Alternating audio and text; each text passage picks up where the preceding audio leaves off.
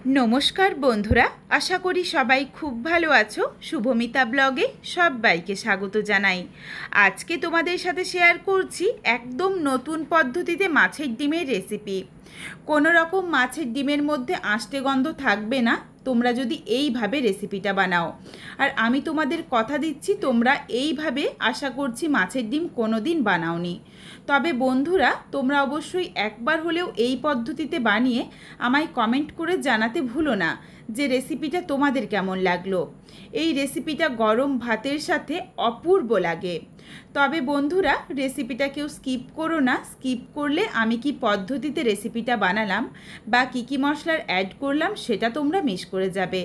তখন হয়তো রেসিপিটা খেতে এতটা ভালো হবে না। তাহলে চলো বন্ধুরা রেসিপিটা দেখে নেওয়া যাক। এখানে আমি প্রথমেই 250 গ্রাম মাছের ডিম নিয়ে নিয়েছিলাম। মাছের ডিমটাকে হাতে করে খুব ভালোভাবে চটকে নিয়েছি। মাছের ডিমটা ধুয়ে পরিষ্কার করে নেওয়ার পর চটকে নিয়েছি। আর মাছের ডিমের ওপরের যেটুকু পাতলা আস্তরণ ওটা কিন্তু চটকাতে চটকাতেই হাতের মধ্যে বেরিয়ে এসেছে, ওটা ফেলে দিয়েছি। এরপর মাছের ডিমের মধ্যে দিয়ে দিলাম 1 চামচ পরিমাণে বেসন। এটা দিচ্ছি বাইন্ডিংয়ের জন্য।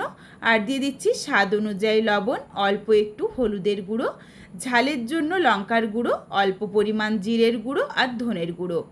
যেটুকু মশলার ব্যবহার করছি এটা কিন্তু 250 গ্রাম মাছের ডিমের জন্য, এটা মনে রাখতে হবে। আর এখানে দেখো একদম ছোট্ট সাইজের একটা পেঁয়াজ কুচি দিয়ে দিয়েছি। আর দিয়ে দিলাম 2টো কাঁচা লঙ্কা কুচি, দিয়ে দিয়েছি 2 থেকে 3 কোয়ার মতো রসুন কুচি।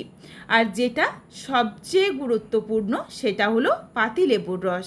পাতিলেবুর রস দিলে কিন্তু মাছের ডিমটা খেতে বেশ ভালো লাগে আর একদমই আষ্টে গন্ধটা চলে যায়।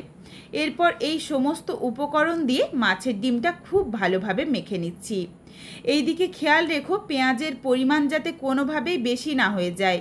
মাছের ডিমের মধ্যে যদি পেঁয়াজ বেশি হয়ে যায় তখন কিন্তু মাছের ডিমগুলো ভেঙে যেতে পারে। আর বেসনের পরিমাণও কিন্তু খুব বেশি দেওয়া যাবে না, তখন আবার বড়াগুলো শক্ত হয়ে যাবে। আমি যেটুকু মশলার ব্যবহার করছি এটা কিন্তু 250 গ্রাম মাছের ডিমের জন্য। এটা তোমরা মনে রেখো, তাহলেই কিন্তু তোমরা রেসিপিটা পারফেক্টভাবে রেডি করতে পারবে। খুব ভালোভাবে দেখো মাছের ডিমটা মেখে নিয়েছি আর একটু ফেটিয়েও নিচ্ছি যাতে বড়াগুলো সফট হয়। মাছের ডিমটা ভালোভাবে মেখে নেওয়ার পর প্রায় 10 থেকে 15 মিনিটের জন্য রেস্টে রেখে দিচ্ছি। এর মধ্যেই আমি কিছু মশলার পেস্ট বানিয়ে নিই। প্রথমে মিক্সিং জারের মধ্যে নিয়ে নিচ্ছি 1/2 চামচের থেকে একটু বেশি পরিমাণে পোস্ত। পোস্তর সাথে দিয়ে দিচ্ছি অল্প পরিমাণে কাজু বাদাম। এখানে প্রায় গোটা কাজু 3 থেকে 4টার মতো রয়েছে। কাজু বাদাম দিয়ে দেওয়ার পর এখানে খুবই সামান্য পরিমাণে দিচ্ছি রাই সর্ষে আর হলুদ সর্ষে।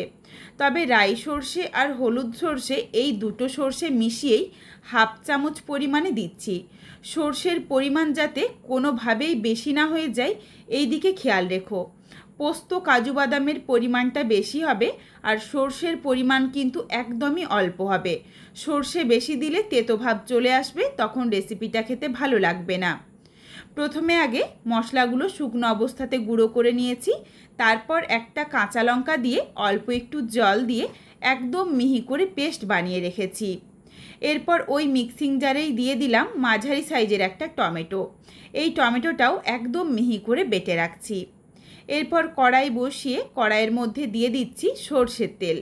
রান্নাটা অতি অবশ্যই পুরোটাই কিন্তু সর্ষের তেলেই করতে হবে।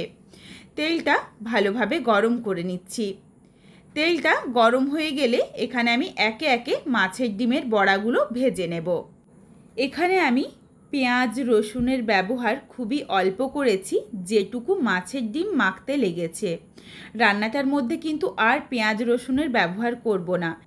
এর আগেও আমি তোমাদের সাথে মাছের ডিমের আরও এক নতুন ধরনের রেসিপি শেয়ার করেছিলাম। রেসিপিটা তোমাদের ভীষণ পছন্দ হয়েছে, তোমরা অনেক ভালোবাসা দিয়েছো। এই জন্য আমি চেষ্টা করছি তোমাদের সাথে আরও নিত্য নতুনভাবে মাছের ডিমের রেসিপি শেয়ার করার। মাছের ডিমের বড়াগুলো দিয়ে দিয়েছি। এখানে কিন্তু বড়াগুলো আমি খুব বেশি ছোট করে দিইনি, মাঝারি সাইজের করে দিয়ে নিয়েছি। তবে মাছের ডিমের বড়াগুলো তোমরা নিজেদের পছন্দ মতো চাইলে আরও একটু ছোট করে নিতে পারো। তবে খুব বেশি বড় করো না, তাহলে কিন্তু ভেতরটা কাঁচা থেকে যেতে পারে। আর মাছের ডিমের বড়াগুলো ভাজার সময় অতি অবশ্যই গ্যাসের ফ্লেম লো টু মিডিয়ামে রেখে ভেজে নিতে হবে। আঁচ বাড়ানো যাবে না, আঁচ বাড়ালেই কিন্তু ভেতরটা কাঁচা থেকে যাবে, ভালোভাবে ভাজা হবে না। সেই ক্ষেত্রে বড়াগুলো খেতে ভালো লাগবে না, আর বড়াগুলো অনেকটা শক্ত হয়ে যাবে। এই জন্য আঁচটা কমিয়ে ভাজলে বড়াগুলো কিন্তু একদম সফট থাকে আর খেতে দারুণ লাগে।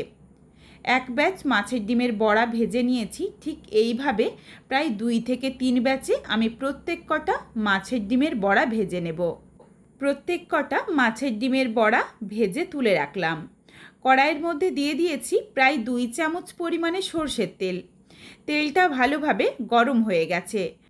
তেলের মধ্যে ফোড়নে দিচ্ছি সামান্য একটু কালো জিরে, আর দিয়ে দিচ্ছি অল্প পরিমাণে হলুদের গুঁড়ো।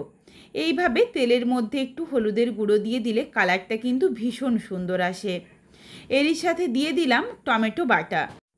টমেটো বাটাটা দেওয়ার পর আঁচটা কমিয়ে নাড়াচাড়া করে একটু কষিয়ে নেব, যতক্ষণ না অবধি টমেটোর কাঁচা গন্ধটা চলে যায় আর টমেটোর গায়ের জলটা শুকিয়ে যায়। টমেটোর জলটা দেখো বেশ অনেকটা শুকিয়ে এসেছে। এরপর দিয়ে দিচ্ছি অল্প পরিমাণে কাশ্মীরি রেড চিলি পাউডার, এটা দিচ্ছি কালারের জন্য, আর খুবই সামান্যই দিচ্ছি ঝালের জন্য লঙ্কার গুঁড়ো। খুব বেশি কিন্তু ঝালের ব্যবহার করছি না, তার কারণ এখানে একটা কাঁচা লঙ্কা বেটে ব্যবহার করেছিলাম, আর এখানে কিন্তু ফাটিয়ে নেওয়া কাঁচা লঙ্কারও ব্যবহার করব। লঙ্কার গুঁড়োটা দিয়ে নাড়াচাড়া করে মিশিয়ে দিয়ে দিলাম বেটে রাখা মশলার পেস্ট। মশলাটা দিয়ে আঁচটা কমিয়ে অনবরত নাড়াচাড়া করে কষিয়ে নেব। অনবরত কিন্তু নাড়তে হবে, নইলে এর মধ্যে কাজু বাদাম রয়েছে, তলাতে ধরে যেতে পারে। বারবার নাড়াচাড়া করে আঁচটা কমিয়ে প্রায় 1 মিনিট সময় নিয়ে কষিয়ে নিয়েছি। এর থেকে বেশি আর কষানোর দরকার নেই। কাজু বাদামটা দেওয়ার জন্য সুন্দর কিন্তু একটা টেস্ট আসে আর খেতে ভীষণ ভালো লাগে। প্রায় 1 মিনিট সময় নিয়ে অনবরত নাড়াচাড়া করে মশলাটা কষানো হয়ে গেছে। এরপর দিয়ে দিলাম মশলার বাটিটা ধোয়া প্রায় 1 থেকে 1.5 কাপ পরিমাণে জল। জলটা ফুটে যাওয়া অবধি অপেক্ষা করব। এখানে কিন্তু আমি সমস্ত বাটা মশলার ব্যবহার করেছি যাতে গ্রেভিটা সুন্দরভাবে স্মুথ হয়, তাহলে কিন্তু খেতে বেশ ভালো লাগবে। গ্রেভিটা যখন সুন্দরভাবে ফুটে উঠেছে তখন দিয়ে দিয়েছি স্বাদ অনুযায়ী লবণ আর সামান্য একটু চিনি। চিনিটা কিন্তু অতি অবশ্যই দিও, তাহলে টেস্টটা ব্যালেন্স হবে। তার কারণ এখানে মাঝারি সাইজের একটা টমেটোর ব্যবহার রয়েছে, তাহলে রেসিপিটা খেতে দারুণ লাগবে। ভালোভাবে লবণ আর চিনিটা মিশিয়ে নেওয়া হয়ে গেলে দিয়ে দিয়েছি ভেজে রাখা মাছের ডিমের বড়া। মাছের ডিমের বড়াগুলো দিয়ে আবারও প্রায় 2 থেকে 3 মিনিট সময় নিয়ে গ্যাসের ফ্লেম লোতে করে রান্নাটা করে নেব। 2 থেকে 3 মিনিট পর ফিরে এসেছি। এরপর রেসিপিটা কিন্তু একদম রেডি। নাবিয়ে নেওয়ার আগে দিয়ে দিলাম 2টো ফাটিয়ে নেওয়া কাঁচা লঙ্কা, আর অর্ধেকটা দিচ্ছি পাতিলেবুর রস। পাতিলেবুর রসটা দিলে যেমন ভীষণ মুখরোচক লাগে খেতে, টক মিষ্টি বেশ একটা ব্যাপার চলে আসে, দারুণ লাগে আর সুন্দর একটা স্মেলও আসে। তবে এরপর আমি গ্যাসের ফ্লেমটা অফ করব, আর অফ করে দেওয়ার সাথে সাথেই দিয়ে দিচ্ছি এখানে 1/2 চামচ পরিমাণে কাঁচা সর্ষের তেল। এই কাঁচা সর্ষের তেল, কাঁচা লঙ্কা বা পাতিলেবুর রসের ভীষণ সুন্দর একটা গন্ধ আসে। তবে যারা পাতিলেবুর রসটা একদমই পছন্দ করো না তারা চাইলে কিন্তু পাতিলেবুর রস বা যারা কাঁচা সর্ষের তেলের ফ্লেভারটা পছন্দ করো না তারা চাইলে বাদ দিয়েও রেসিপিটা বানিয়ে নিতে পারো।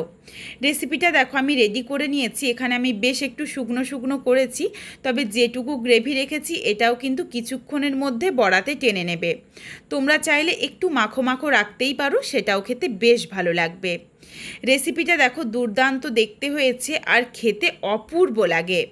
তবে বন্ধুরা বাড়িতে অবশ্যই একবার হলেও রেসিপিটা বানিয়ে আমায় জানিও কিন্তু রেসিপিটা তোমাদের কেমন লাগলো, একদম নতুন ধরনের। রেসিপিটা তোমাদের যদি ভালো লাগে তাহলে লাইক করো, শেয়ার করে বন্ধুদের দেখার সুযোগ করে দিও। তোমরা যদি এই রকম নিত্য নতুন রেসিপি আরও পেতে চাও তাহলে অবশ্যই আমার চ্যানেলটিকে সাবস্ক্রাইব করে পাশে থাকা বেলটি অন করে অল নোটিফিকেশান অন করে দিও, যাতে আমার প্রত্যেকটা রেসিপির নোটিফিকেশান সববার প্রথমে তোমাদের কাছে পৌঁছে যায়। আবারও খুব শীঘ্রই হাজির হচ্ছি নতুন কোনো এক রেসিপি নিয়ে। পরবর্তী রেসিপি দেখার আমন্ত্রণ রইল। পুরো ভিডিওটা দেখার জন্য অনেক অনেক ধন্যবাদ। তাহলে আজকে আসি, সবাই ভালো থেকো।